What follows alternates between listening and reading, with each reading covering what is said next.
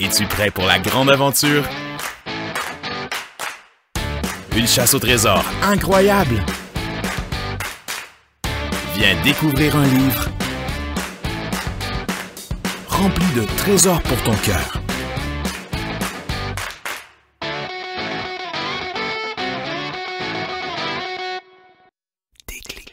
Hey, salut! Je suis contente de te voir aujourd'hui. Tu vas pouvoir mettre un peu de soleil dans ma journée. Parce que oui, aujourd'hui, je suis très déçue et fâchée contre moi.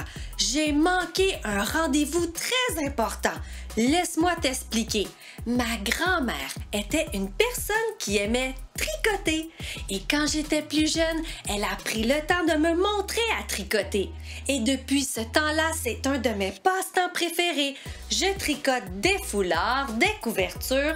En fait, je suis capable de tricoter tout ce qui est carré, parce que c'est ce qui est le plus facile à faire. Mais dernièrement, j'ai essayé de tricoter une paire de pantoufles bien chaudes. Ce n'est pas facile, et puisque ma grand-mère n'est malheureusement plus là, j'ai décidé de m'inscrire à un cours de tricot pour que l'on puisse me montrer comment tricoter ma paire de pantoufles. Hier soir, c'était le dernier cours de tricot et j'ai presque terminé ma première pantoufle. Dans la journée, je suis sortie faire des courses et je suis revenue tard. Alors finalement, j'ai oublié mon cours de tricot. Je n'ai pas pu terminer ma pantoufle et je ne sais pas comment le faire seule. Ça ne m'arrive presque jamais de manquer un rendez-vous. Alors oui, je suis déçue et un peu fâchée contre moi. Mais ne t'inquiète pas, le coffre, lui, je ne l'ai pas oublié. Hier soir, quand j'ai remarqué que j'avais oublié mon cours de tricot, j'ai vu le coffre sur mon bureau et je me suis souvenu qu'il fallait que je le mette sur mon balcon, près de ma porte d'entrée, si nous voulions que mon ami mystérieux nous prépare une nouvelle chasse au trésor. Je l'ai donc mis dehors. Finalement, mon ami mystérieux m'a ramené le coffre et j'ai aussi reçu la vidéo de l'histoire biblique d'aujourd'hui. Es-tu prêt à écouter une nouvelle histoire extraordinaire sur Jésus? Génial! Je vais aller chercher ma tablette. Et n'oublie pas, il faut bien regarder la vidéo de l'histoire biblique car nous aurons besoin des chiffres qui seront affichés pour pouvoir ouvrir le coffre. Tu es prêt? C'est parti! Voici Jésus. Eh oh! Il est le Fils de Dieu et le Sauveur du monde. Alors qu'il était sur terre, Jésus parlait à tout le monde de l'amour de Dieu et guérissait des gens de leurs maladies. Il fit plusieurs miracles comme calmer des tempêtes, et même ressusciter des gens de la mort. Wouhou! Certaines personnes n'aimaient pas ce que Jésus faisait. Et ils le firent mourir. Il mourut sur une croix et fut placé dans un tombeau pendant 3 jours. Durant 3 jours, Jésus était dans le tombeau et il semblait ne plus y avoir d'espoir. Très tôt, le dimanche matin, les femmes qui s'occupaient de Jésus allèrent visiter le tombeau et virent que Jésus n'y était plus.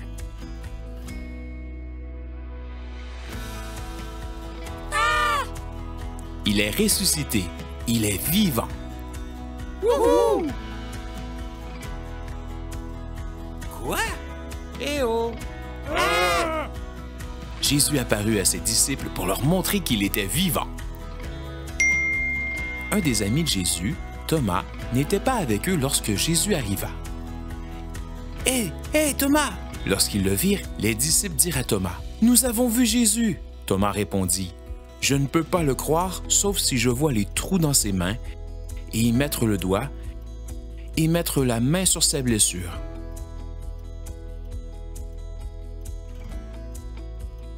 8 jours plus tard, les disciples étaient à nouveau ensemble, et cette fois, Thomas était avec eux. Toutes les portes étaient fermées, et comme la dernière fois, Jésus apparut juste à côté d'eux. « Hé les amis, je suis content d'être avec vous, dit-il. » Jésus dit ensuite à Thomas, « Mets ton doigt ici et regarde mes mains. Tu peux aussi toucher ma blessure. Tu n'as pas besoin de douter. Crois en moi. » Thomas dit, « Mon Seigneur et mon Dieu. » Jésus lui dit, « Tu as cru parce que tu as vu. Mais heureux ceux qui croient sans voir. »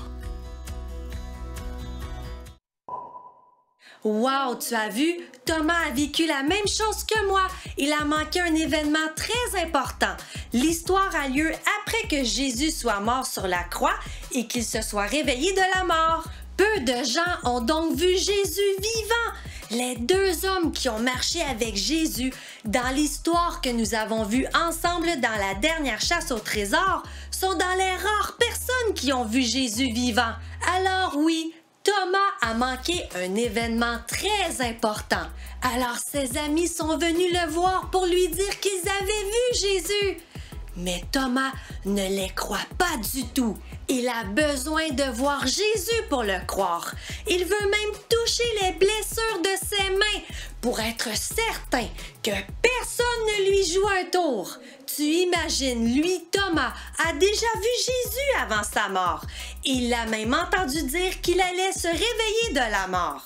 Malgré cela, Thomas avait besoin de voir Jésus et même de le toucher pour croire qu'il est vivant et qu'il était là juste à côté de lui. Nous n'avons pas ce bonheur-là. Nous devons croire en Jésus sans le voir. Et je sais, ce n'est pas facile. Nous avons souvent besoin de voir pour croire en quelque chose. Je suis curieuse de savoir si le verset d'aujourd'hui va nous motiver à croire en Jésus, même si nous ne le voyons pas. Allons donc découvrir ensemble le verset d'aujourd'hui. Mais pour pouvoir le chercher dans la Bible, nous devons ouvrir le coffre. Et pour ouvrir le coffre, nous avons besoin des chiffres qu'il y avait dans la vidéo de l'histoire biblique. Est-ce que tu te souviens de ces chiffres? Il y avait le 1 et le 8. Et ça ressemble beaucoup à la combinaison de la dernière chasse au trésor. Si tu te souviens, c'était le 1-1-9. Et cette fois-ci, c'est le 1-1-8. Wow, c'est spécial! Allons ouvrir le coffre. Alors, il y avait le 1 et le 8. Super, c'est la bonne combinaison! Et il y a le téléphone dans lequel il y a le code secret pour trouver dans la Bible le verset d'aujourd'hui. Mais avant de découvrir le code secret, nous allons chanter un chant ensemble. Es-tu prêt à chanter et à danser avec moi? Super! Si tu ne connais pas le chant, ce n'est pas grave. Tu n'as qu'à faire les gestes et à danser. Tu vas voir, c'est facile.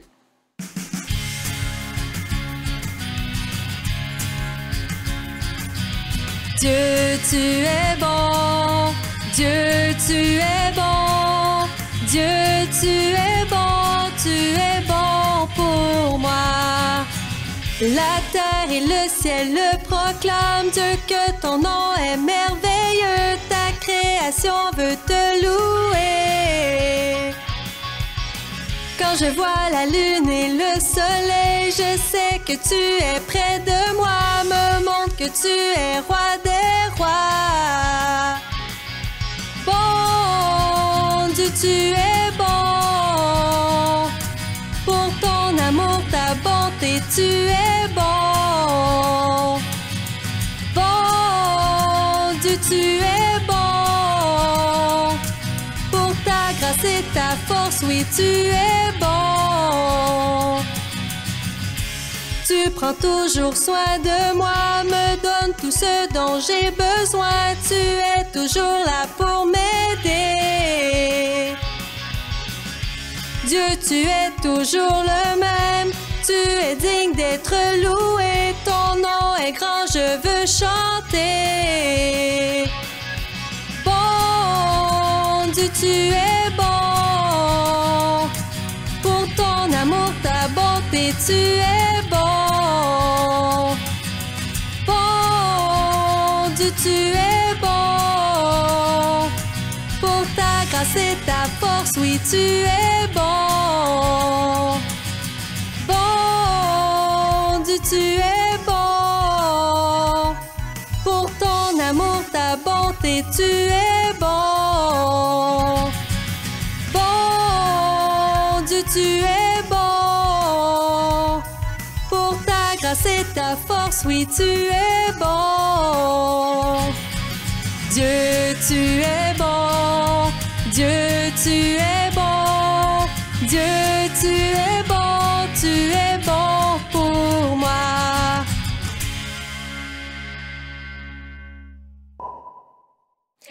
Veux-tu bien chanter et danser? Super! Maintenant, allons chercher ce verset dans la Bible. Mais pour pouvoir le trouver, nous avons besoin du code secret qui est dans le téléphone. Pour le déverrouiller, essayons les mêmes chiffres que j'ai utilisés pour pouvoir ouvrir le coffre. Alors, il y avait le 1 et le 8. Super, je vois le code secret d'aujourd'hui. Regarde! Je te lis ce qui est écrit. Bravo! Voici le code secret. 1 Pierre 1:8, Nouveau Testament, jusqu'au mot joie. Allons chercher ce verset dans la Bible. Alors, il y a l'Ancien Testament et le Nouveau Testament. Et le code secret dit que je dois trouver le livre de 1 Pierre dans le Nouveau Testament. Il y a un 1 avant le mot Pierre, car il y a 2 livres qui portent le nom de Pierre. 1 Pierre et 2 Pierre. Et nous, le verset se trouve dans le livre de 1 Pierre. Allons chercher ce livre. Alors, 1 Pierre, il est juste ici. Et je dois trouver le chapitre 1. C'est facile, c'est le premier. Le voici. Et le verset 8. Je l'ai trouvé, je te le lis. Jésus, vous ne l'avez pas vu, et pourtant vous l'aimez. Vous ne le voyez pas maintenant, et pourtant vous croyez en lui. C'est pourquoi vous êtes remplis d'une très grande joie. 1 Pierre 1, verset 8. Wow, c'est tellement un verset que j'avais besoin de lire. Ce n'est pas toujours facile de croire en Jésus, car nous ne l'avons jamais vu. Il faut tout simplement faire confiance et croire que la parole de Dieu est vraie, que ce qui est écrit, c'est la vérité. Si c'est écrit que Jésus est vivant et qu'il est tout près de nous, il faut le croire. Allons voir ensemble la nouvelle vidéo de Robinson. Je suis curieuse de savoir ce que Robinson a à nous dire sur ce verset et cette merveilleuse histoire. Je vais chercher ma tablette. Tu es prêt à l'écouter? C'est parti! Oyez, petits aventuriers! Et oui, c'est encore moi, Robinson! Si tu regardes cette vidéo, c'est parce que tu as découvert un nouveau trésor dans la Bible. Bravo! Mais que veut dire ce verset que tu viens de découvrir? Le verset veut simplement te décrire ce que nous vivons. Nous n'avons jamais vu Jésus en personne, mais cela ne nous empêche pas de l'aimer et de croire en lui. Ce n'est pas facile, mais il faut continuer de croire en Jésus sans le voir. Nous allons jouer à un jeu ensemble. Tu es prêt? Tu vois cette boîte? Eh bien, dans cette boîte, il y a un objet que tu connais bien. Je vais te donner 3 indices et tu devras deviner ce qui est caché dans cette boîte. Alors, mon objet est rond, il peut être rouge, vert ou jaune et je peux le manger sans en enlever la pelure. Est-ce que tu sais ce que c'est? Je répète les indices. Mon objet est rond, il peut être rouge, vert ou jaune et je peux le manger sans en enlever la pelure. Est-ce que tu sais ce que c'est? Eh oui, c'est une pomme! Mais il se peut que ce soit autre chose et que je te joue un tour. Ça pourrait être un autre objet, comme cette balle. C'est rond, elle est jaune, mais c'est vrai, je ne peux pas la manger. Yeah. Sinon, ça peut être une pomme de terre. Ça existe des pommes de terre rouges, regarde. Bon, elle n'est pas tout à fait ronde, et je t'avoue que si ta pomme de terre est verte, il se peut qu'elle ne soit pas très bonne à manger. Sinon, ça peut être une pomme grenade. Est-ce que tu en as déjà mangé? C'est très bon. C'est rouge, c'est rond, mais c'est vrai. Je dois enlever la pelure et même ouvrir la pomme grenade pour être capable de la manger. Alors, tu n'auras pas le choix. Il va falloir que tu me croies sans voir ce qu'il y a dans la boîte. Est-ce que tu crois toujours que l'objet qui est caché dans la boîte est une pomme? Eh bien oui. C'est une pomme rouge, ronde et que je peux manger avec la pelure. Tu vois, je disais la vérité. Il fallait que tu me croies sans voir ce qu'il y avait dans la boîte. Avec Jésus, c'est la même chose. Tu peux croire qu'il est vivant et tout près de toi. C'est écrit dans la Bible et elle dit la vérité. Il faut que tu le crois. Et si tu le fais, tu auras une grande joie dans ton cœur car tu sauras que Jésus est vivant, qu'il t'aime et qu'il est tout près de toi pour te protéger. Nous allons donc apprendre ensemble ce verset que tu viens de découvrir. 1 Pierre 1, verset 8. Je te montrerai les gestes. Tu es prêt? Jésus, vous ne l'avez pas vu et pourtant vous l'aimez. Vous ne le voyez pas maintenant et pourtant vous croyez en lui. C'est pourquoi vous êtes remplis d'une très grande joie. 1 Pierre 1, verset 8. Super! Alors continue à mémoriser le verset avec les gestes et je sais que tu vas réussir à le connaître et à le garder là, dans ton cœur. Bonne chance, petits aventuriers! Est-ce que tu as réussi à faire les gestes du verset avec Robinson? Nous allons les refaire ensemble.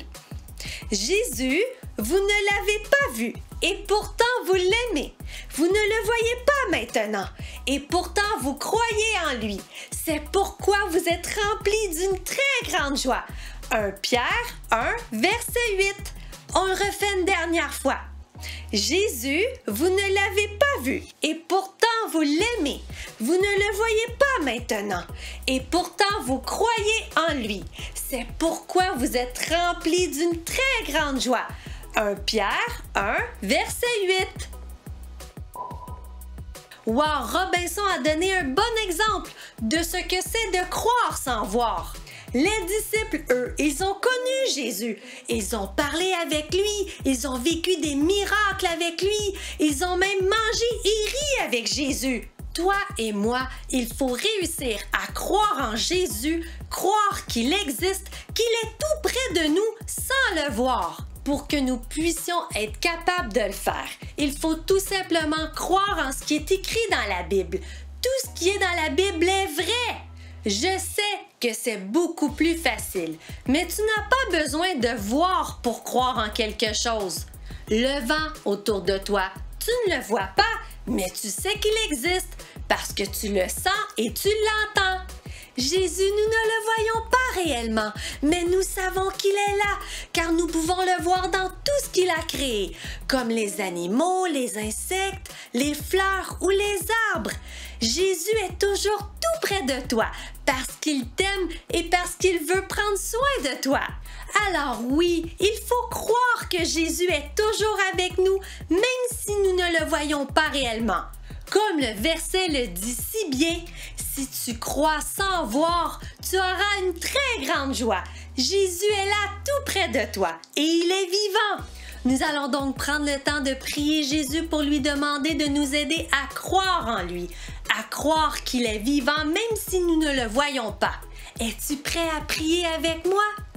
Génial! Alors ferme bien tes yeux et nous allons prier Jésus ensemble. Seigneur Jésus, je veux te demander de m'aider à croire que tu es vivant et que tu es tout près de moi même si je ne te vois pas. Comme le dit le verset, si je le fais, mon cœur sera rempli d'une très grande joie et je veux cette joie dans ma vie. Merci Jésus pour ce merveilleux verset que j'ai découvert aujourd'hui, que tu puisses m'aider à le mémoriser, à le mettre en pratique et à le garder là dans mon cœur comme un précieux trésor pour ma vie. Merci Jésus. Amen! Bon, il faut que je continue à mémoriser ce verset et je t'invite à faire pareil, car c'est un précieux trésor pour ton cœur et pour ta vie. Oh, désolé, j'ai un message. Oh, c'est la dame qui me donne des cours de tricot.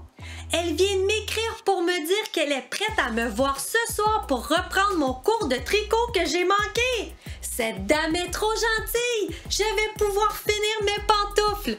Quand je les aurai terminées, je vais te les montrer. Promis! Maintenant, allons chercher la clé qui est dans le coffre. Je suis curieuse de savoir quel mot il y a sur cette clé. Hé! Il y a aussi un message. Je vais lire le message. Il est écrit... C'est le dernier mot de ce verset mystérieux. Attendre la prochaine clé pour trouver le verset. Je te lis le mot qui est écrit sur cette clé. Il est écrit « la bonne ». Alors, voici les mots de ce verset mystérieux.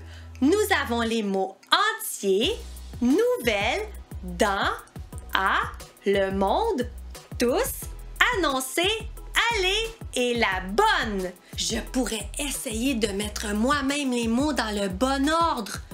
Mais je vais attendre la dernière clé de cette grande aventure comme mon ami mystérieux me l'a demandé. Je vais mettre la clé dans mon sac.